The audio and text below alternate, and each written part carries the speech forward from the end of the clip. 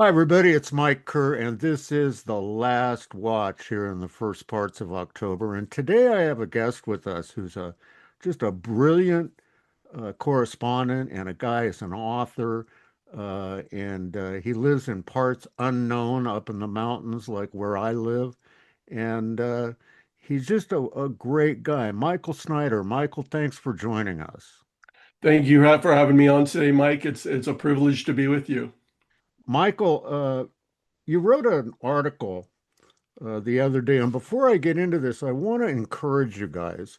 Michael has a Substack that he does that's uh, absolutely incredible. It is, I no longer go to other places to find out what's really going on in the world. I go to his Substack. You can get it for free, but I encourage you for only like I think it's like $8 a month. $8. Like you'll spend more than that buying coffee, you know. You can get his insights in a deeper level.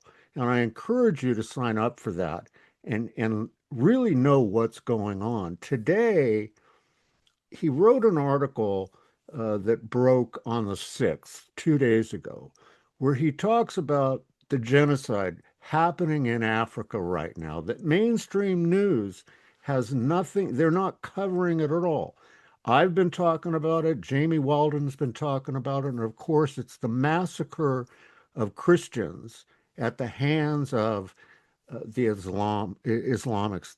It's just it's a brutal, brutal thing that's going on right now. Michael, can you shed some light on what's happening over there and why it is that mainstream media just ignores it? We seem more concerned with what Donald Trump and Melania Trump are doing than we are with what's happening around the world. We have what's happening in Israel, the whole thing with Hamas. We have it's just time day after day after day we see all this other stuff, but we don't see thousands upon thousands of Christians are being killed in Africa. And it's just astounding. Michael, shed some light on that for us. Yeah, Mike, I felt it was important to write about this because it doesn't get as much attention as it should. In fact, it's barely getting any attention from our mainstream media. And uh, and this is yet another example of how what we consider to be important and what we talk about is mostly what the mainstream media, what the system, the Big Brother control grid that's all around us directs us to focus on, tells us is important. So whatever they instruct us to focus on, whatever they're talking about is mostly what we talk about. So what do we end up talking about most of the time? We talk about Trump, we talk about politics, we talk about the things that are in the news.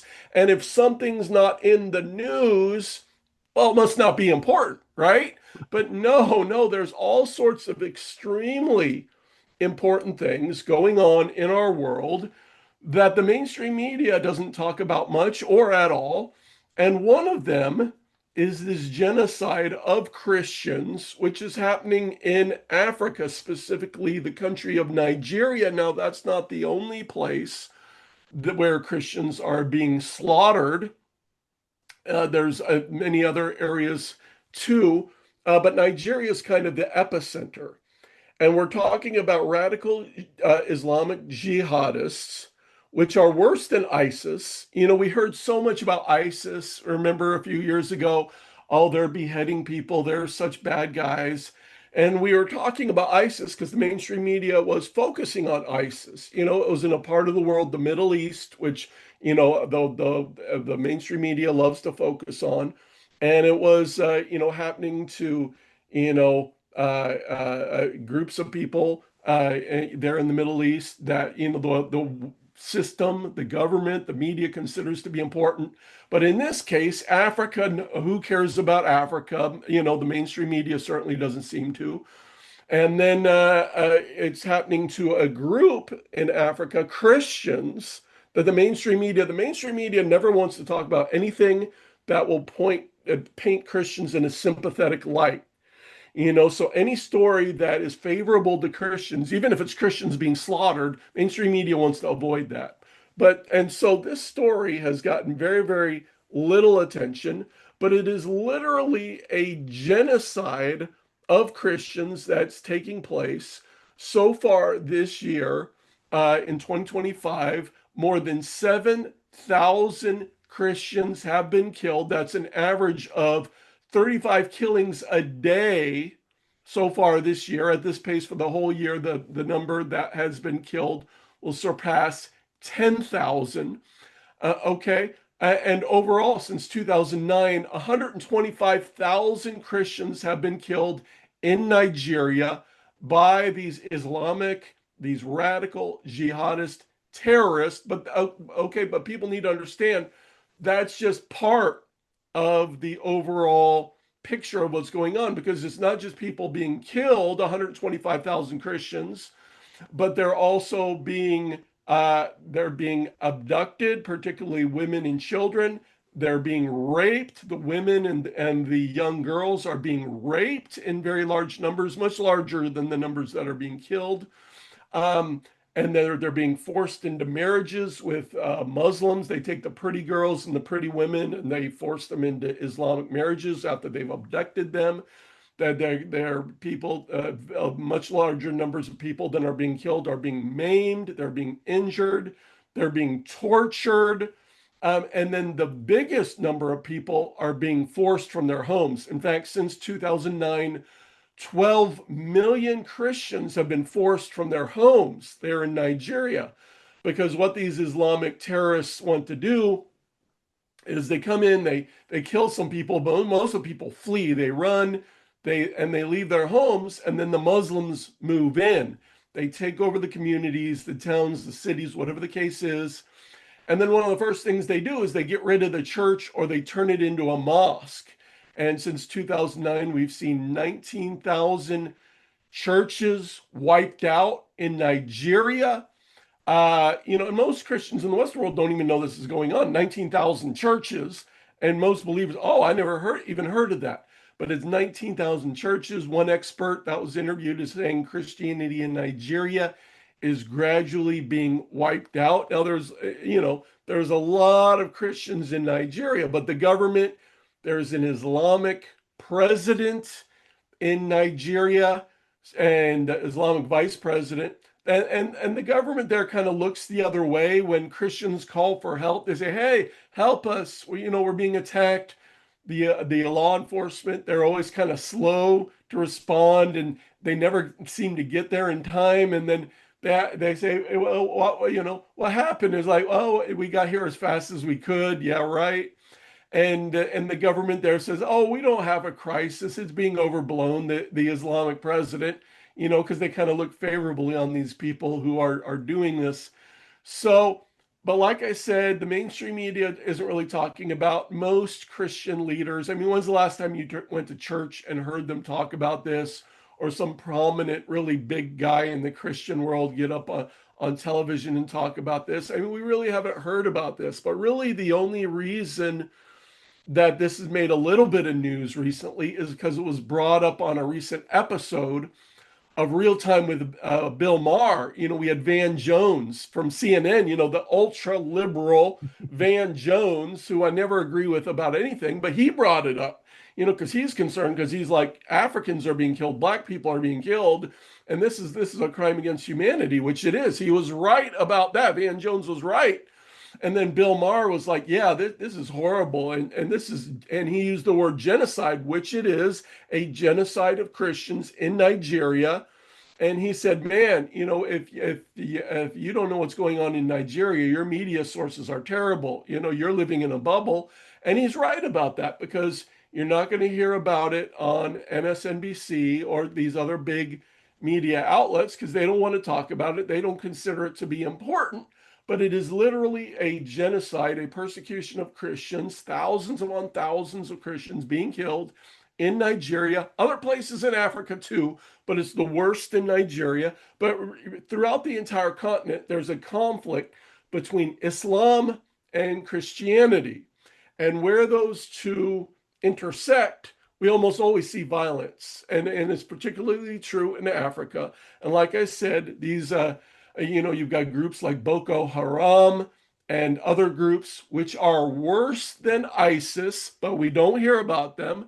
But they're killing and they're doing all sorts of horrible, unthinkable things to Christians, our brothers and sisters, but we don't hear about it, so we don't pray about it, so we're not talking about it. Mike, it is a crisis of horrible, a tremendous magnitude, but it's kind of forgotten, just like the concentration camps in Nigeria, where if they, not Nigeria, but North Korea, the concentration camps, where if they find out if you're a Christian in North Korea, they take you, they take your family, often they take your extended family, ship you off to a concentration camp in North Korea where you're literally worked until you drop dead, and there's these giant concentration camps in North Korea, but people don't talk about them. They're not in the news. We don't pray about them. We've got the persecution of Christians today all over the world is the worst that has ever been in modern history, but we don't think about it. Here in the Western world, we just think, oh, we're fine, and we're never going to have to face life or death decisions about our faith because we're so special. God thinks so highly of us. And yet, all over the world, whether it's in Africa, whether it's in places like Iran, in the Middle East, whether it's North Korea in Asia, whether it's Christians being disappeared in China, grabbed, house churches being raided, pastors being taken to re-education facilities, churches being burned in very large numbers in India. We don't hear about it. We don't talk about it. It's happening all over the world, just like all throughout history. From the first century on, Christians have been persecuted for their faith. Christians have had to face life or death decisions because of their faith. More Christians were killed in the 20th century than ever before in human history, and we're at a faster pace in the 21st century, and yet it's not talked about in the Western world because we got blinders on. We don't hear about it. We don't talk about it because it's not in the news. Yeah, I think you're right, Michael. And there's also, in my opinion, uh, when you talk about Nigeria, and I know I've been guilty of this, with what I do, I get hundreds of messages from some preacher in Nigeria. Come over to Nigeria, please talk to us. Like, I'm not going to Nigeria. But there's like this sense that this isn't really real. I mean, these guys are just hunting money. They just want donations because in the US, we just tend to box everybody in. We put a certain segment of the world population in a box and we tape it up and we say, yeah, that doesn't apply to us. Yet it does, because if you look at what's happening here in the States, we have look at Detroit, look at New York right now. Look at some of the cities that are run by. I read an article the other day about a guy that he goes, I'm the only Christian in a Muslim town. Here on our soil, this is happening. So some of what's going on could be coming attractions of what could happen here in the United States. Yet we all tend to, as Christians, and I don't mean to make a statement of everyone, but the majority of Christians have their head in the sand when it comes to all of this. Do you think? Oh, big time. And we see it in, Dearborn, Michigan is now a majority Muslim city, a very sizable city here in the United States. You look at Minneapolis, St. Paul, where you can now hear the Islamic call to prayer broadcast over loudspeakers. I have relatives in Minneapolis, St. Paul. I went there often as a child. It was a very safe place. I used to walk with my grandmother. We would walk many blocks to get ice cream at a local McDonald's, and we felt perfectly safe. This was decades ago, but now, I mean, just crime is rampant. They brought in, our government brought in vast numbers of Somalians and other Muslims to the Minneapolis, St. Paul area, and now they've got all kinds of Muslims in local government. You've got we've got Muslims in Congress. Here in the United States, of course, is worse over in Europe. The most popular baby name in the United Kingdom is Muhammad, Hmm. if you can believe that. In Germany, the number one name for men that are getting a social assistance is Muhammad in Germany. You know, you got in France, where a majority of the foreign born Islamic migrants in France want jihad to be instituted in that country. And if you walk around Paris, you can pull it up on YouTube or TikTok. There are these videos of downtown Paris. You walk around and you're barely going to see a native person walking the streets of Paris. You're going to see people that have come flooding in, migrants, most of them Muslim from other parts of the world in Paris, France. So, to a very large extent, Islam has invaded Europe. Churches all over Europe are being converted into mosques. Now, this is being done, unlike Africa, where it's being done by force. In Europe, it's being done peacefully because no one, people aren't going to the churches anymore, so they convert them into mosques or they convert them into bars or living spaces or whatever. But ancient churches are being converted into different things, including mosques, yeah, and so we see this thing, and just within the past few days, there have been these giant pro-Palestinian protests on October 7th, particularly in Europe, where just thousands and thousands and thousands of people. In fact, recently I saw this giant uh, protest just filled the streets of Sweden's second largest city, and it just you couldn't even you couldn't even see the pavement because the streets were just packed with massive amounts of people. It was an Islamic protest march in Sweden, is Sweden's second largest city. They were protesting the war in the Middle East. But Sweden, where many of my ancestors are from, they were such a peaceful city, one of the lowest crime rates in the world decades ago, very Christian. But now they've got a rape epidemic. Of course, it's almost all migrants which are committing the rapes. Women are afraid to go outside at night because the country of Sweden has been completely turned upside down by migration. Or you even look at the city of Philadelphia here in the United States. I recently saw a video of a football field. I think it was a high school football field, but it was absolutely packed with Muslims there in the city of Philadelphia. They're holding an outdoor service. And I thought to myself, we couldn't do that with Christians. We couldn't pack a football stadium and when literally the football field was covered with Muslims doing their thing. We couldn't do that with Christians in the city of Philadelphia, but yet they can do it with Muslims. There are now dozens of mosques in the city of Philadelphia.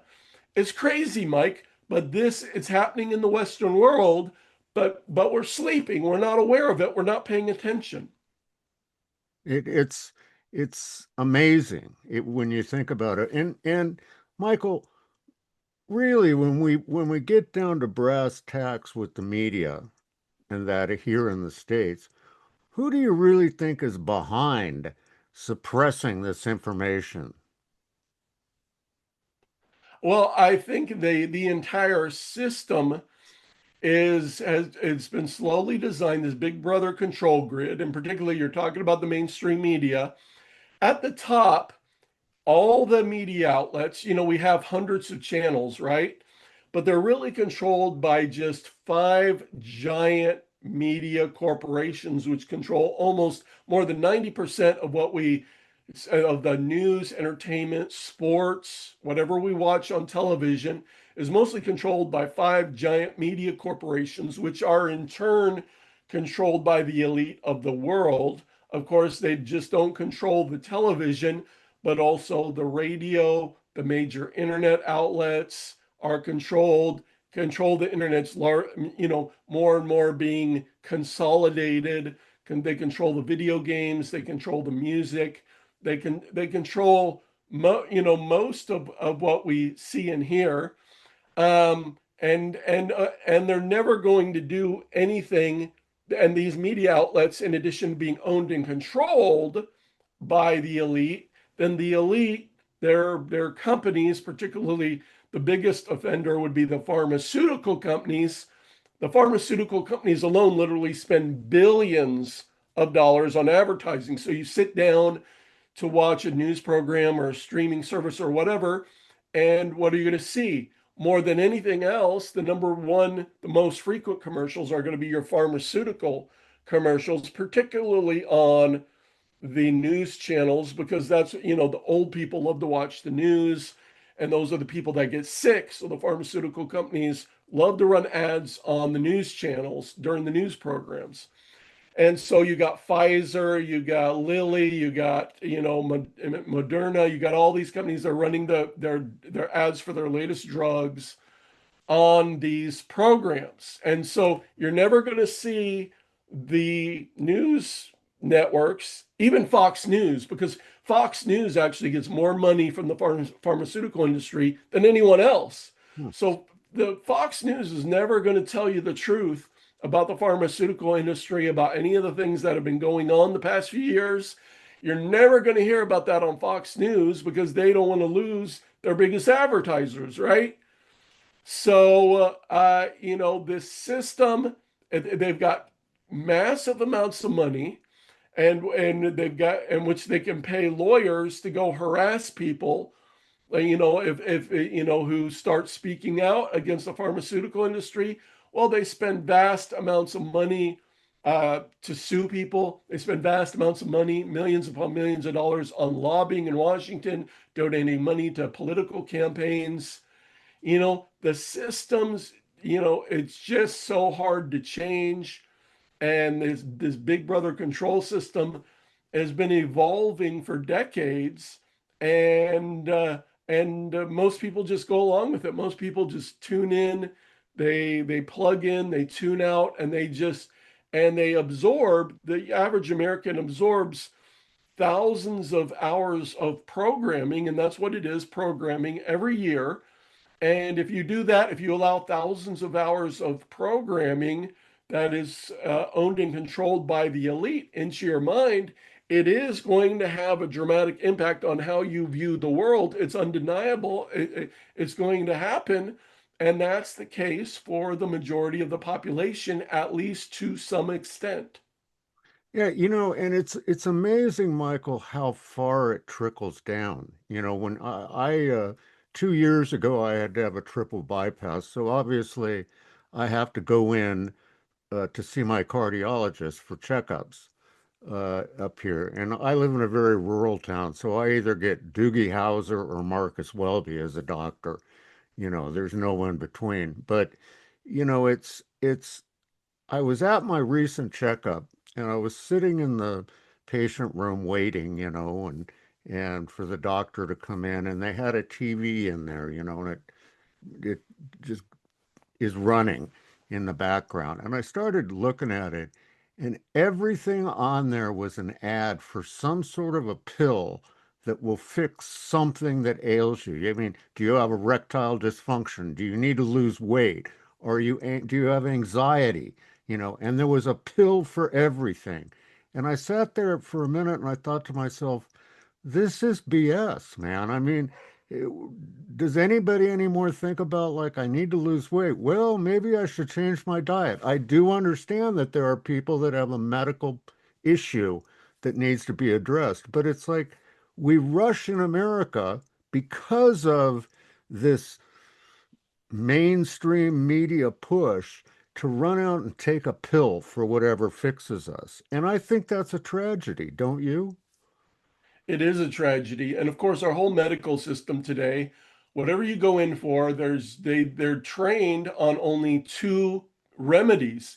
Either they're going to cut you open, that means surgery, or they're going to give you a pill. They're going to give you drugs. So that's what they're trained in, surgery and drugs. That's pretty much it. I mean, there's some doctors that try to talk about nutritional things or whatever, but mostly they're trained in surgery or drugs. Now, today, I wrote about this not too long ago, and I forget the exact number because I don't have it in front of me, but it's well over 50% of Americans, a recent poll found, are taking a pharmaceutical drug right now. So you've got the majority of the population that is on one, at least one drug, if not more, at the moment. And then for elderly Americans, the percentages go up. The older you get, the percentages go up very, very high until the oldest, it's like almost everyone's on at least one pharmaceutical drug right now. And so they've got you on these drugs. And then these drugs, even in the commercials, they admit, oh, it may cause this, and they list the side effects that those are the ones they admit to. Okay, of course, there's more that they don't admit to, but the ones they admit to. And so then you get all these side effects, and then you go in and you say, oh, I have this, I have that, and then they have to give you more pills often for the side effects. And so, a lot of people end up on four or five things, and and then they're just miserable. And the thing is that they don't often, these pills don't cure you, right? They're just meant to treat you or treat the symptoms. And so people end up on these pills for years or sometimes for the rest of your life. They're told, well, you have this condition, you got to take this the rest of your life. So they end up taking it forever and ever and ever, in many cases, and it drains your bank account. And then, of course, you get to the end of your life, and we've got this explosion of cancers and now turbo cancers the last few years. People know what I'm talking about. And then, and people are, and then they go into the doctors and they get all these super expensive treatments, because the cancer industry is, a hundreds of billions of dollars a year in treating cancer. And people lose all the wealth they've accumulated all their lives. Their wealth is drained at the end of their lives by the medical industry because it all goes to the doctors and the treatments and the drugs. And so then people lose all their money, and they don't have they have very little to hand down to their kids because it all went to the medical system. But it's such a corrupt system, such a horrible system, and they'll often keep natural cures or keep very cheap drugs, generic drugs. They don't want to give that to you. They don't want to talk about those things because they want you to have the expensive drugs, the expensive treatments, because that's what makes money for the pharmaceutical industry, that what makes money for the system. The whole thing is a giant money making scam designed to drain as much money out of your pockets as possible.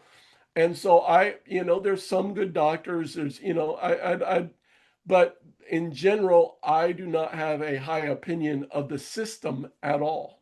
Well, and you're absolutely right to have that because at my last checkup, the cardiologist says to me, he goes, "Man, everything's great. Your heart's great, your blood pressure's great, your cholesterol's great, everything's great.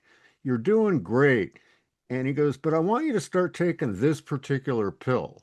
And I asked him, I said, "Why?" And he goes, "Well, just in case." I'm like, "Just in case what?" Why? Well, you want to make sure that because it's like a drain in your sink. We want to make sure it doesn't get clogged up. But you just told me that everything's perfect. So why do I need to take this? And he could not give me an answer. And I finally said, go ahead and write the prescription, and I never filled it. But it is the system. It's not the doctor. The doctor I have is very caring, but it's the system. It's what they're trained to do. And I also think a lot of it is they feel that if we don't give you something, you're going to think we're doing nothing. And personally, I'd be fine if they did nothing. That means that I'm okay.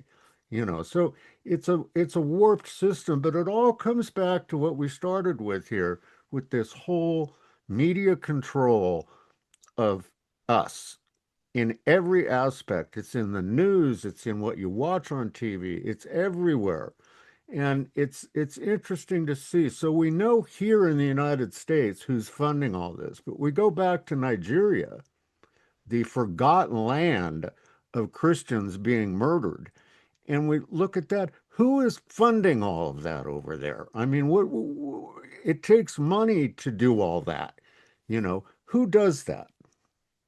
Well, it's very interesting, Mike, because these Islamic terrorist groups, we know, that they're funded from places in the Middle East.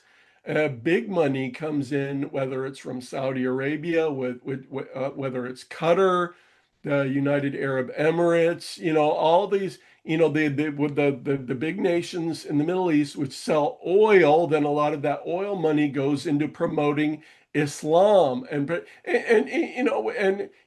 for example, Qatar has been a big supporter of Hamas forever, and yet the United States, where we say, oh, we're such great friends with Qatar. In fact, the Trump administration just signed a deal with Qatar, which almost elevates Qatar to almost NATO status, which saying attack on Qatar is considered to be a threat, a serious assault on the peace and security of the United States, basically committing us to do something if it's attacked.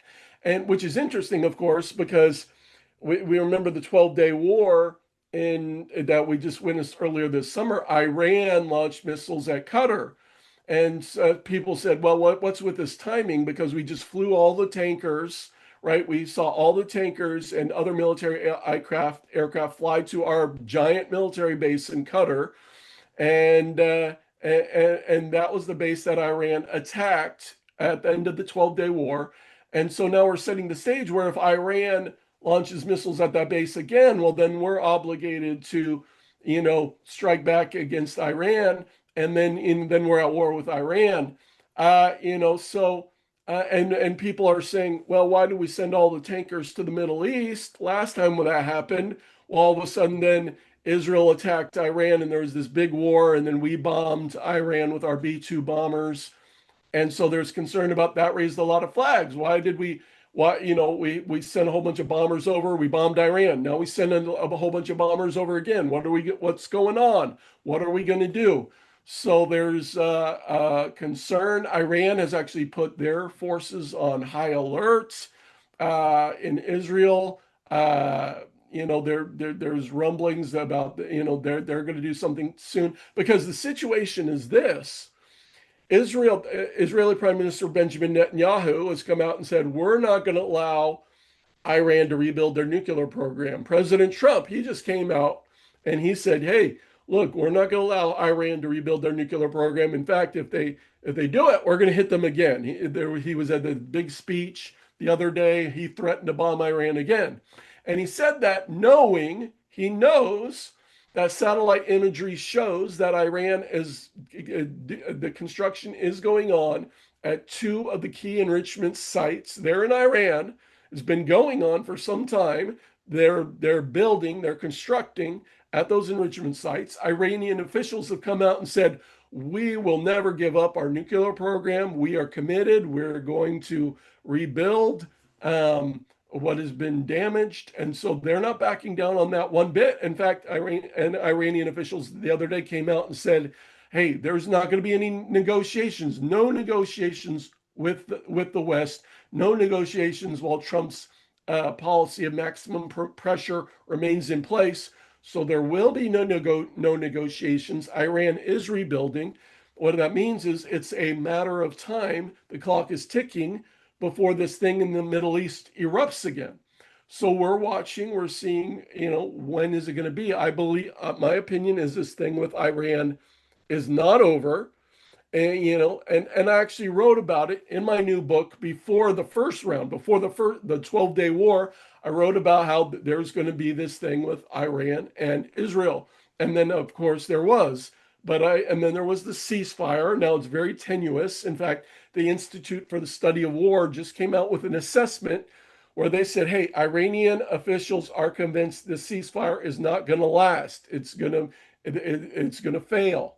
And so they're convinced that it's going to fail. And of course, Israeli officials believe the same thing, but it's very, very tenuous. And so I believe that part two is probably coming pretty soon. And so that's one of the things we're watching for, this whole thing with Israel and Iran, to something's going to happen and it's going to spark again. It's going to erupt again. So that's just one of the things we're watching for, Mike. But yeah, we really are living at a time of wars and rumors of wars. And as Christians, Michael, where do you see us now? What do we need to do? What do we need to do? I believe we're living in the end times. I believe we're living in the last days. Unfortunately, a lot of Christians are asleep. Most churches aren't talking about what we need to do, what we need to be focusing on. Just this week, right? Trump comes out and he says, "Hey, I've pretty much decided that I'm going to give Tomahawk missiles to Ukraine," which Joe Biden wouldn't even do because Tomahawk missiles, they have a range of 1,550 miles, right? So you're talking Moscow, you're talking St. Petersburg, almost all of the major Russian cities. Tomahawk missiles have the capability of carrying nuclear warheads. Most of the time they don't, but they have the capability of carrying nuclear warheads.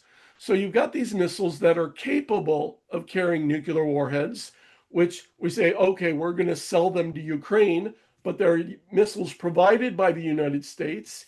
Even if they're fired from Ukrainian territory, they have to be guided to their targets by us. So you got US missiles guided to their targets by the United States that are capable of carrying nuclear warheads. How would the Russians respond to that?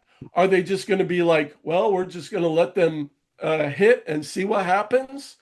Or would the Russians launch before they even hit? Would they launch nukes in response? Would they launch Oreshniks in response? How are the Russians going to respond? Now, the good news is the Russians have the most advanced anti-missile systems in the entire world, far better than ours. Most people don't understand that. And Moscow is the most heavily defended city in terms of air defenses in the entire world. Most people don't understand that either. But inevitably, the Tomahawks are pretty good. Some of them would slip through, some of them would hit very sensitive targets in Russia. How will the Russians respond? Well, the Russians have already said if you give Tomahawks to Ukraine, you're going to destroy relations between the United States and Russia, and we're going to have to respond. And so, if the Russians even respond with Oreshniks, well, then NATO will be forced to respond to that. I mean, we're dangerously close to World War III, Mike, which it's coming, which I wrote about in my book, 10 prophetic events that are coming next. Okay. I didn't just talk about that in that book. I've been talking about it for more than a decade because God has not just been giving people prophecies, but supernatural experiences where they've seen with their own eyes, they've heard with their own ears, they've had glimpses, they've had supernatural experiences where they've experienced what's coming. One of the things that's coming in the future to our country, to the United States, is nuclear war. Nuclear war with Russia is coming. I didn't just come up with this yesterday. People have been having supernatural experiences about this for a long time. I've been writing about this for ages, long before the war in Ukraine started. Now we're right on the verge of it. And yet, Mike, who's talking about it, right? What big Christian preachers are talking about it? Where on Christian television are they talking about? Which of the mega churches are talking about it, right? Who's talking about it other than a few isolated voices are talking about it, even though we're literally now on the verge of nuclear war, although it's not, people need to understand, not going to happen next week. It's not going to happen next month. Okay. Although, we may see nuclear events on the other side of the world happen quickly. But in terms of, I'm talking about the United States and Russia, the full blown nuclear war is not going to happen next month. It's not going to happen for a little bit of time yet because there's certain things. I'll list 10 things in my book that are going to happen.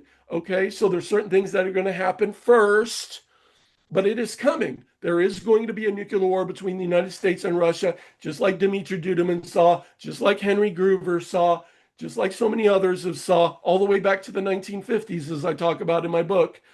They saw that it's coming. All the prophecies about it are being fulfilled.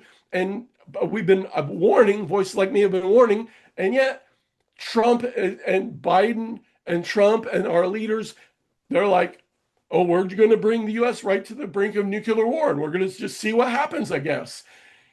It's insane. I've been warning about it as loudly as I could, Mike. I don't know what to do, but people need to understand what's coming. We really are living in the end times. the events in the book of Revelation. Nuclear war is talked about in the book of Revelation, and that is going to come. It's going to happen. We are going to see it with our own eyes. Of course, most people, many people when the missiles start exploding are going to be instantly vaporized. But what most people don't understand, Mike, is that in a nuclear war between the United States and Russia, somewhere around 25 million or maybe more will be instantly killed. Most of the US population will survive the initial exchange. Far more people will die from starvation than actually the initial nuclear exchange. Most people don't understand that because you get the initial exchange, then more people will die from the radiation, but even more people will die from starvation. But I talk about all of this in my book, but that's coming. So many other major events are coming, which I talked about Israel and Iran in advance in my book. Then it happened. And more of that, more is coming in the Middle East, the major natural disasters that are coming, I write about in my book.